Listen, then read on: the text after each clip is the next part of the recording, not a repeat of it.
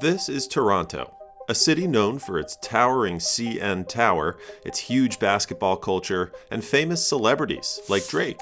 Sitting on the northern shore of Lake Ontario in Canada, it has become one of the most recognized cities in the world. But hidden in plain sight is something weird. When you look at Toronto from a distance, the skyline feels off. Instead of one clear cluster of tall buildings, Toronto is split into multiple skylines. There's a skyline in downtown, one in Midtown, and another in Uptown, each one separated by stretches of lower buildings and wide city blocks. So why is that? In this video, we're going to explain the unusual reason Toronto has such a weird skyline and the choices that led to it. We'll also explore parts of the city's planning to better understand how Toronto ended up this way and what it can still show us today. Long before Toronto became the city people recognize today, it was a shoreline and a crossroads.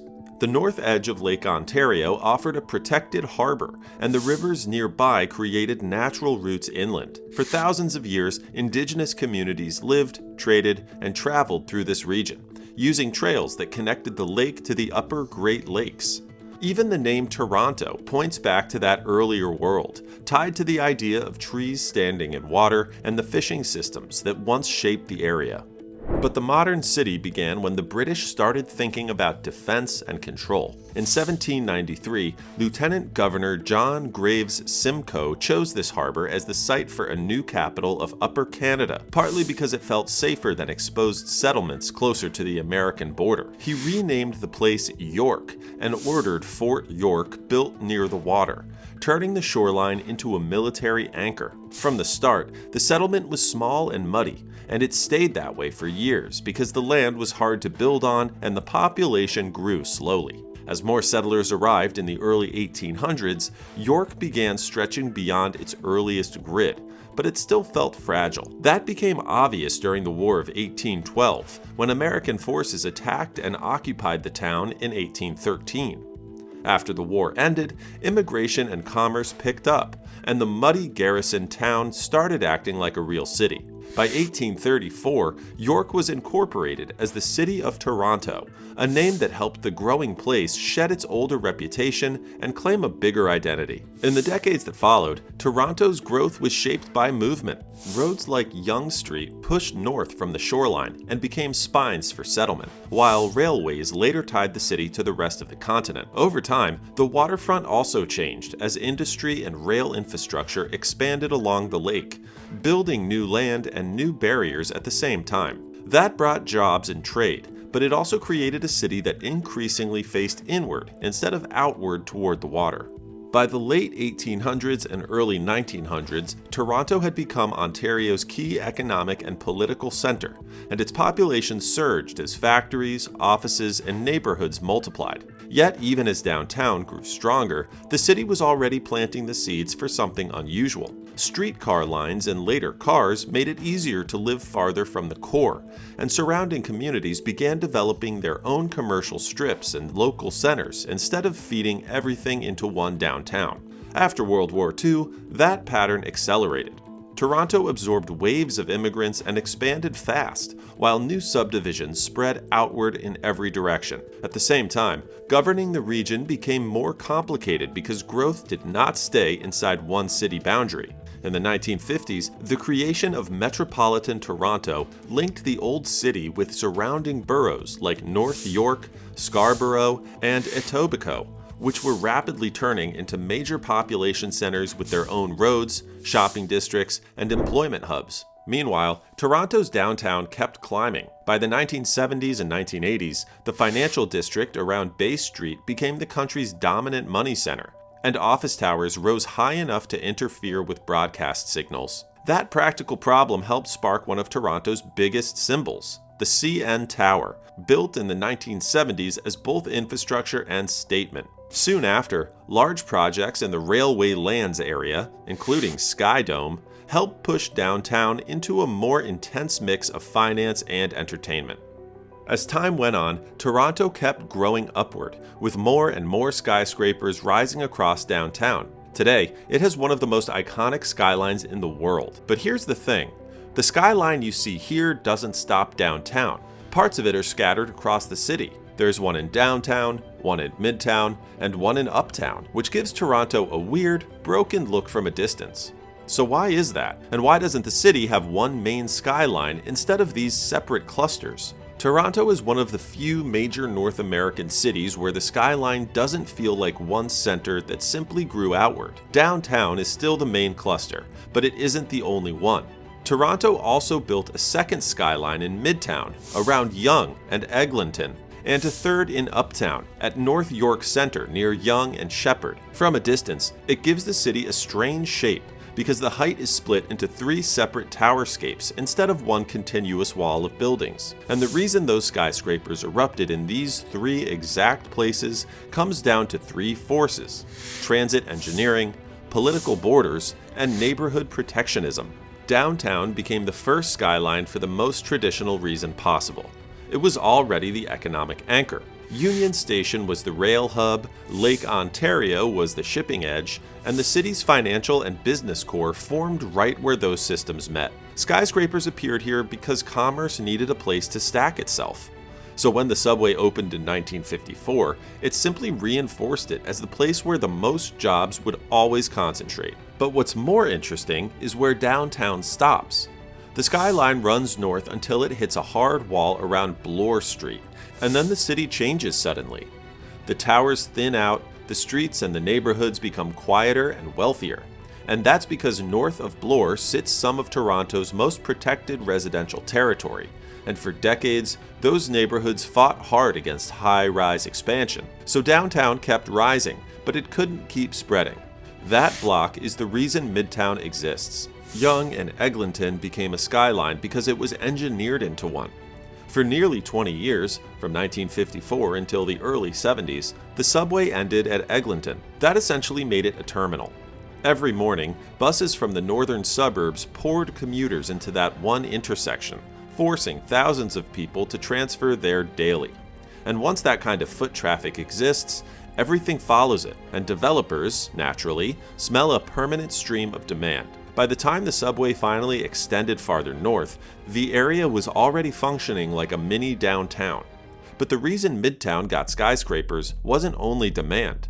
There's something else as well, and that's containment. Yonge Eglinton sits next to some of the wealthiest neighborhoods in the city, and those areas refuse to absorb density themselves. The compromise Toronto fell into was simple. Concentrate the height right at the intersection, then keep the surrounding streets frozen in place.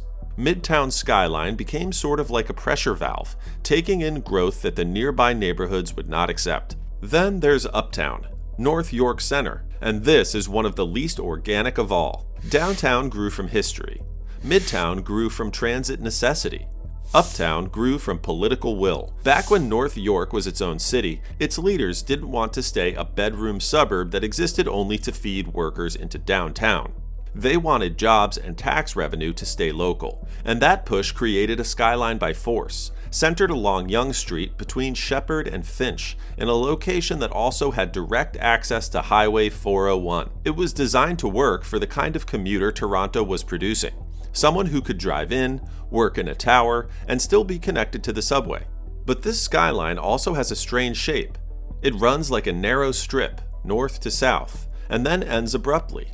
That's because the neighborhoods to the east and west stayed protected, so the towers were allowed only in a tight corridor, like a downtown that was squeezed into a single line. And once these three skylines existed, they created another question.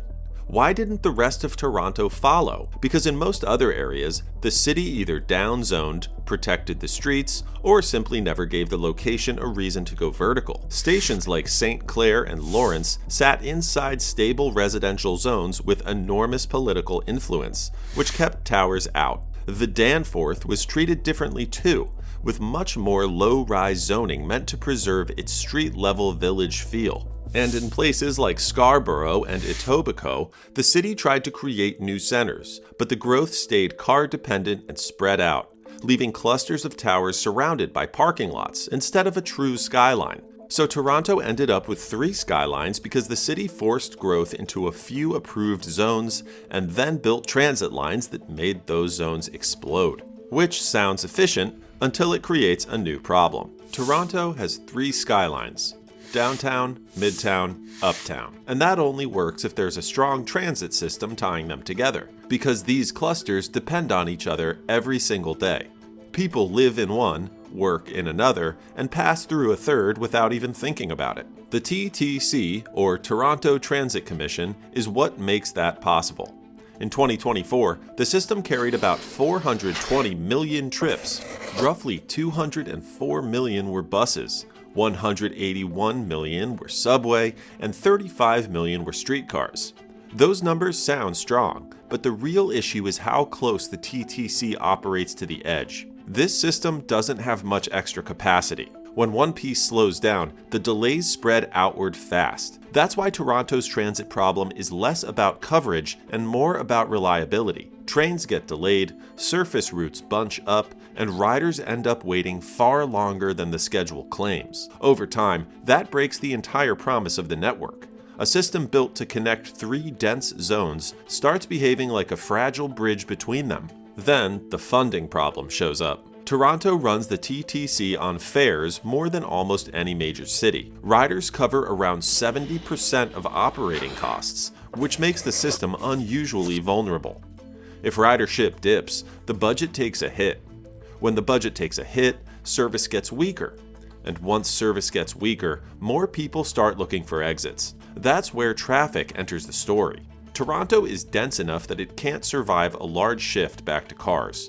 The roads between these clusters were never designed to absorb that many extra trips. So when the TTC slips, the entire city slows down with it. And once that starts happening, Toronto's three skylines design starts feeling like a gamble, because at the end of the day, transit is how Toronto stays affordable. If people can't move freely across the city, then housing pressure doesn't spread out evenly. And that brings us to our next section: housing. Toronto's housing crisis looks confusing from the outside, because the prices are finally falling, yet the city still feels less affordable every year. In late 2025, the benchmark home price in the Greater Toronto Area fell to about $942,000, and condos dropped more than 20% from their 2022 peak. On paper, that sounds like relief. Still, most people don't feel it, because the math of living here never really came back down to earth. A typical household is now spending around 2/3 of its before-tax income on housing costs. That kind of ratio creates a city where normal life starts breaking down. Rent shows the same problem. A one-bedroom in Toronto can sit around $2,500 plus a month, which means a person earning a median salary gets squeezed the moment they sign a lease.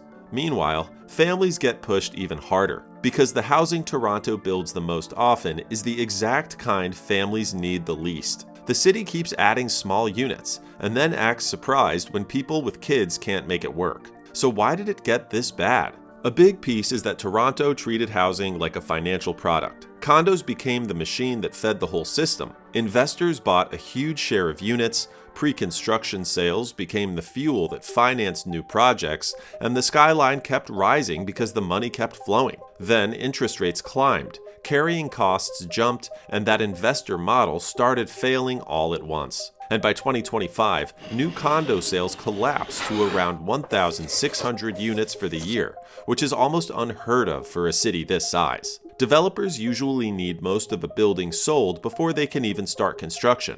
So when buyers disappear, the pipeline shuts off. That's why Toronto can have more listings today and still be walking toward a shortage tomorrow. At the same time, the city's zoning rules kept making the crisis worse. For decades, huge areas of Toronto were locked into low-rise housing only. Density was allowed in a few places and blocked almost everywhere else. So demand didn't spread across the city like a normal gradient. It got forced into tight pockets, and those pockets became tower zones. That pattern helped create the housing squeeze in two ways. First, it made land near transit wildly valuable, because those were some of the only places where building big was allowed. Second, it created a sharp jump from houses to high-rises, which pushed construction toward expensive projects that depend on perfect financing conditions. Now those conditions are gone. Housing starts in 2025 fell sharply, and the early signs point to a supply cliff in the years ahead, because fewer projects are getting launched today. Toronto basically hit a moment where the city is still expensive, still growing, and still desperate for more homes, while the main engine that produced them is stalling. And once housing stops functioning, it spreads into everything else people do every day, because the cost of shelter reshapes commutes, grocery bills, and who can even stay in the city long enough to build a life. Toronto was built on growth and ambition. Those choices helped the city rise fast, attract people from everywhere, and turn into one of the biggest cities in North America. But that same growth created something strange. Instead of one clear skyline, Toronto ended up with multiple skylines spread across the city. Downtown, Midtown, and Uptown all feel like their own mini-city centers. And today, Toronto is still changing, trying to connect these pieces and keep up with how fast it keeps expanding. But here's the weird part. Toronto isn't the only major city with a skyline that feels wrong. There's one city in America where the skyline is so hated, people can't stop talking about it. And somehow, it's one of the biggest cities in the entire country. Why does the 5th largest city in the US have the most hated skyline in America? Click here to find out.